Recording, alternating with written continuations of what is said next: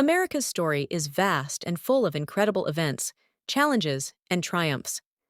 This is the tale of how the land we now call the United States of America came to be. Let's go step by step through key moments in its history using simple language. 1. The land before time. Long before anyone from Europe arrived, America was home to Native Americans. These indigenous people lived all over the continent. They built communities, farmed, hunted, and had rich cultures and traditions. Some tribes, like the Navajo and Iroquois, were peaceful, while others, such as the Sioux, were known for their warrior spirit. Native Americans respected the land. They believed it was sacred and cared for it as their home. Each group spoke different languages, had unique clothing, and followed special customs. They lived this way for thousands of years before outsiders arrived. 2. The Age of Exploration.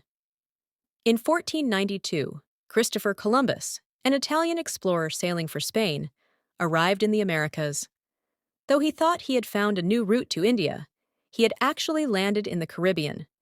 His journey marked the beginning of European exploration in the New World. Over time, other explorers followed. Spain, France, England, and other countries sent people to claim land, trade, and spread their religions. The Spanish settled in places like Florida and California. The French built colonies along the Mississippi River and in Canada. The English focused on the eastern coast, where they founded the first permanent settlement, Jamestown, in 1607. The colonies take root. By the 1700s, 13 British colonies were thriving along the Atlantic coast. These colonies were very different from each other. The northern colonies, like Massachusetts, had small farms and towns focused on fishing, shipbuilding, and trade. The southern colonies, like Virginia, were known for their large plantations that grew tobacco and cotton. The colonists brought with them ideas of freedom and self-rule. They elected leaders to make decisions for their towns and colonies. However, they were still ruled by the British king, which would later cause problems. The road to revolution. The relationship between the colonies and Britain grew tense in the 1760s and 1770s. Britain was in debt after fighting wars and began taxing the colonies heavily. Taxes on tea, paper, and sugar upset the colonists, who believed they shouldn't pay taxes without having a say in British government. They started to say, "No taxation without representation." In 1773, the colonists showed their anger by throwing British tea into Boston Harbor. This event became known as the Boston Tea Party. Soon after, battles began. The colonies decided they wanted to break free from Britain. The birth of a nation. In 1776, leaders like George Washington, Thomas Jefferson, and Benjamin Franklin declared independence from Britain. They wrote the Declaration of Independence, which said all people have the right to life, liberty, and the pursuit of happiness. The Revolutionary War followed. It was a hard fight, but with the help of France, the colonies defeated Britain in 1783. The new country was named the United States of America. Building a government after the war, America had to figure out how to govern itself. In 1787, leaders gathered to write the Constitution, a set of rules for how the country would be run. The Constitution created a government with three parts: the President, Executive, Congress, Legislative, and the courts, Judicial. This system made sure no one person had too much power. In 1789, George Washington became the first president of the United States. He set an example of leadership and helped the young nation grow. Westward expansion.